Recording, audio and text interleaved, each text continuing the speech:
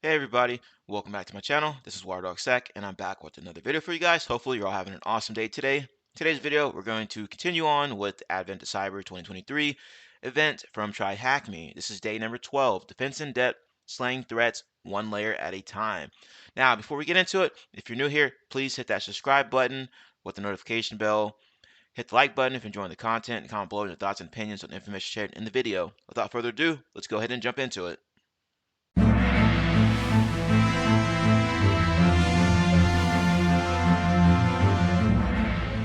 It says, in this task, we will be hopping into Mick Honeybell's shoes and exploring how the defense in-depth strategy can help strengthen the environment's overall security posture and learning objectives. Defense in-depth, basic endpoint hardening, simple boot-to-root methodology. And the server information here tells you what you're going to need for today, tells you what you need to do here. I've already done this, start the attack box. I'm already logged in as the admin, as you can see there, via SSH. All right, attack chain, I already have Jenkins pulled up in the background here in Firefox. So let's continue on here. It says generating a web shell. We instantly gain access to the general workings of Jenkins, explore the features that we can play with, and you'll see that there's a way to execute arbitrary scripts for administrator troubleshooting diagnostics on the machine. Checking on this further, you'll see this can be used to spawn a web shell. So let's go ahead and try some of this out here. It says click the manage Jenkins. So let's go ahead and click that. Left side is scroll to the bottom. You'll see the option we want, which is going to be script console. Okay, so let's go ahead and do that. Scroll to the bottom here. Script console. Bam. Script console is a feature that accepts Groovy, a type programming language for the Java platform. Let's jump straight in and try to establish a reverse shell using this feature. The example below is using an edited version of the script. It's got the script right there. All right, so let's go ahead and click that there.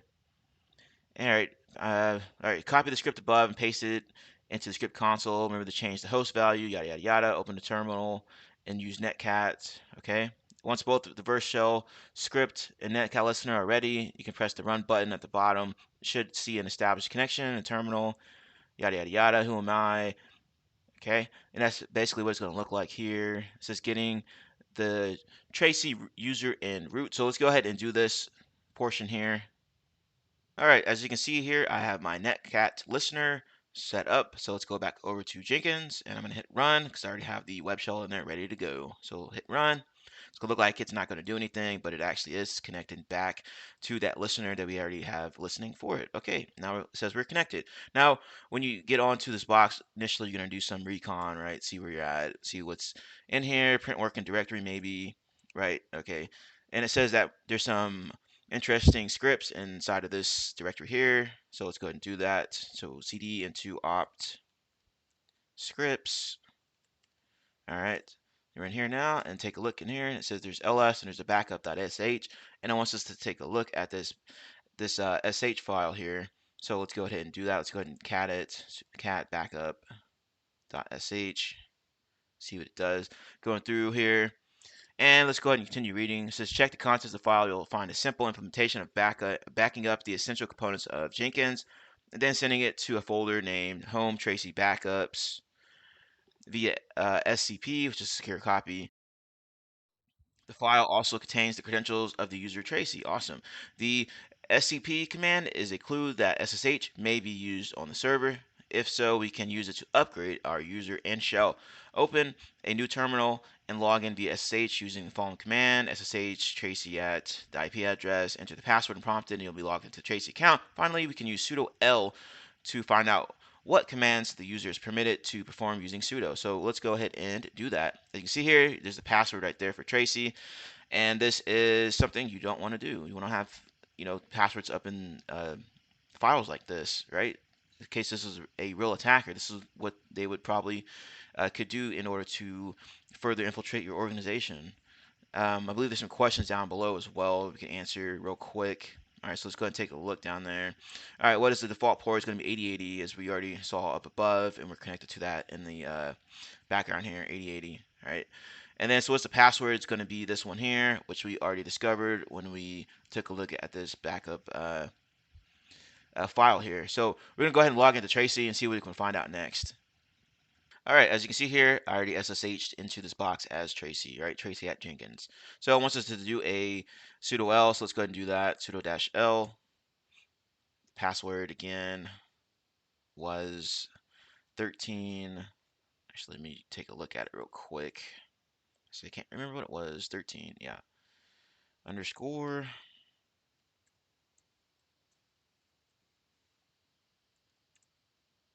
There we go. Now it says that Tracy may run the following commands on Jenkins. It's all, right? And it explains that here. All line. The output essentially says that all commands can be performed by Tracy using sudo. This means that the user is created with inherently privileged access. As such, we can just enter sudo su and we're root. Nice. So as you're seeing here, there's multiple problems that are being exploited here, and we're taking to our advantage, right? And now we're root. As you can see, the prompt changed to this root at Jenkins, and you got the pound sign there. All right, so let's continue on. Defense in depth and its role in hardening. All right, it says from the attacking point of view, we were able to get straightforward root access to the server. This is bad news for defenders since the goal is to make it as hard as possible for attackers to get what they want. Next session of this task, we'll establish defensive layers or that aim to work together, with each layer making it more complicated for attackers to achieve their aims. Defense in depth is all about creating defensible environments where security controls are meant to deter the back actors from achieving their main goal, and that's correct. Defensive depth, basically it's layered security, right? You want to have as many layers in place, make it as hard as possible for the attacker to get to the golden goose eggs in order to achieve their goal, right? So you want to make it as hard as possible so the attacker can basically give up and then go attack somebody else. All right, that's pretty much the gist of it. So anyway, let's go ahead and continue down here. Guided hardening of the server. Going back to our attack exercise from earlier, we discovered that root is very easy to achieve because there's full trust within the server environment. Removal of Tracy from the pseudo group. We should always follow the principle of least privilege. Very important here, folks. You'll come across this a lot in your career, especially for systems in production. In this example, the user Tracy is made in such a way that it has same permissions as the admin. This gives the user more flexibility. However, it also runs the risk of misuse not only by the owner of the account, but also by others who gain access to this account, as we did. To remove Tracy from the pseudo group, we'll use the following command, and there's the command there. So we're going to do that here in a second. I'm going to check the questions down below. Make sure we're following along. What's the root flag? Let's go ahead and find that real quick, and then we'll continue on with Tracy's step. So let's go ahead and do an ls here. And actually, let me go see if I can find the root flag real quick. Managed to find the root flag in the root directory here. As you can see, I did ls on it, flag.text, and catted that flag, and there's the answer to that question. What's the root flag? So let's go scroll back up real quick and continue on with fixing those permissions for the Tracy account. So I've already had this information pulled up. Let's hop back over to the actual, I guess, blue team side of things here to fix Tracy's permissions. So I already have this in here, sudo delete or del user Tracy sudo to confirm removal from the sudo group. We're going to do that here in a second. So let's go ahead and remove those permissions, okay? And it says use that. So let's go ahead and do sudo -l -u Tracy. Bam, the user Tracy is not allowed to run sudo on Jenkins. And that's exactly what we wanted, and I believe that was the answer to the next question below. Yep. The next one was to find a SSH flag and then the Jenkins flag. So let's go back up here and continue on to where we left off. And it says changes to the Tracy account won't affect current active sessions, so we can test them by logging in as Tracy on a new terminal on our attacking machine. That change alone made all the difference between achieving root and staying with the user Tracy. Now the attacker's left with 3 immediate options. Further enumerate the server for a possible route to root within the user Tracy. Find a way to move laterally within the system to use or to a user with a possible route to root, access, or find a different target. All right, it says hardening SSH. The path to root has been made more complicated for the attacker, but that doesn't mean we should stop there. Yada yada yada. Okay, remember that as attackers, we're able to use SSH in the server to move laterally from a lower level user. In light of this, we can disable password-based SSH logins so we can thwart the possibility of SSH log in via compromised plaintext credentials lying around in the admin shell. Go to this directory here, file, edit it, text. All right, let's go ahead and do all of this here. All right, continuing on here, you got to go and edit this config file, which I've already done. I've already put the pound in front of it here where it says include. All right, it says to do that right there. I already did that. So you're just going to scroll down a little bit more until you get to that password area. It says password authentication. Change that from yes to no, and then you're going to take away that pound sign. All right. And this is Nano, by the way. As you can see there, I'm opening up in Nano, but you can use any type of text editor, apparently. So let's go ahead and hit Control O to save this config. There we go. All right, now let's exit out of here. It says we need to restart the server, so let's go ahead and do that. System CTL restart. All right, awesome. It says an example below, the egrep command shows what lines within the file should look like, yada, yada, yada. Like we've already done that. And it says, let's see here, we need to try to, I guess they try to sign back in as Tracy, and you see permission denied. If you want to try that out, you can. Okay, as you can see here, I tried SSH as Tracy, and it says permission denied public key. So that just verifies our config. Now going back to the SSH config, here's one of the flags right here underneath password authentication. So don't forget to grab that out of there. Now let's continue on. So stronger password policies, another pivot point. Emphasized in our attack exercise earlier was the plaintext password discovery that led to SSH access to a higher privileged user to immediate things are apparent here. The password is weak and may be susceptible to a brute force attack. And number two, the user employed bad password practices, putting plain text credentials on a script and leaving it lying around for anyone with server access to see. And I briefly explained that earlier. We can apply a stronger password policy by requiring the user to change the password and make it compliant. On their next login, however, it's solely up to you, yada, yada, yada. You can see the rest there. Promoting zero trust. Once we applied all of the hardening steps discussed, you'll notice that we're able to patch many of the vulnerabilities that we initially exploited to get to root in terms of the attack methodology discussed earlier. At least we're back in the web shell that served as the initial foothold in the system. Yada, yada, yada. You can see that. Let's go ahead and skip down a little bit. Instead of opening up the workings of the platform to everyone in the environment, this change will allow us to just those that access to the platform. In the admin terminal, proceed to Jenkins home directory using this. So let's go ahead and do that. Let me go ahead and get out of this here.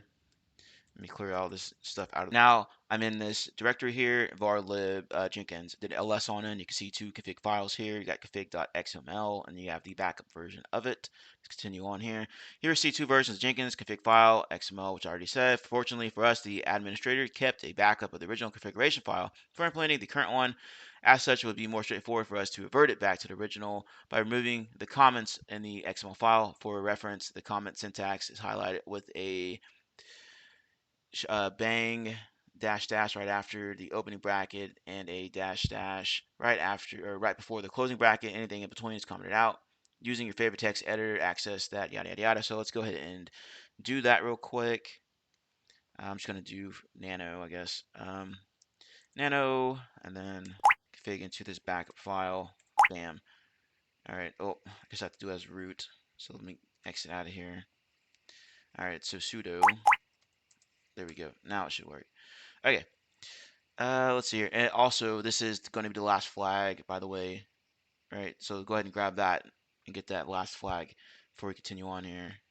Okay, I've already gone in and done the removal of these. All right, so there's authorization strategy right here. See, it's been deleted. And then after this as well, it's deleted. And then up here for security realm. All right, did the same thing right there. So let's go ahead and save this real quick. Exit out of here. Okay. Now it says we can remove the current active config file by doing that. So let's go ahead and do that. Remove config. There. Okay. All right. Oh, I had a typo in there. Sorry. There. Yes. Okay. It says after that we can copy the backup file. So I'm just gonna copy and paste this stuff in there, make it a lot easier. All right. Let's clear all this out. There. Paste. Permission denied. Okay, so let's try this then. Sudo paste. There. Okay. Restart the service. So let's go ahead and do that. Copy, paste in there. Awesome. Okay. Once that's done, you'll see that unlike before, the inner workings of Jenkins are not accessible. It should be noted here, the refresh installs of the page, yada, yada, yada. Okay. It says example of successful replacement config file. You can go ahead and try that out if you want to. Let's see. Conclusion, defense layers don't need to be flashy. You can accomplish a lot with one-liners and implementations of security practices.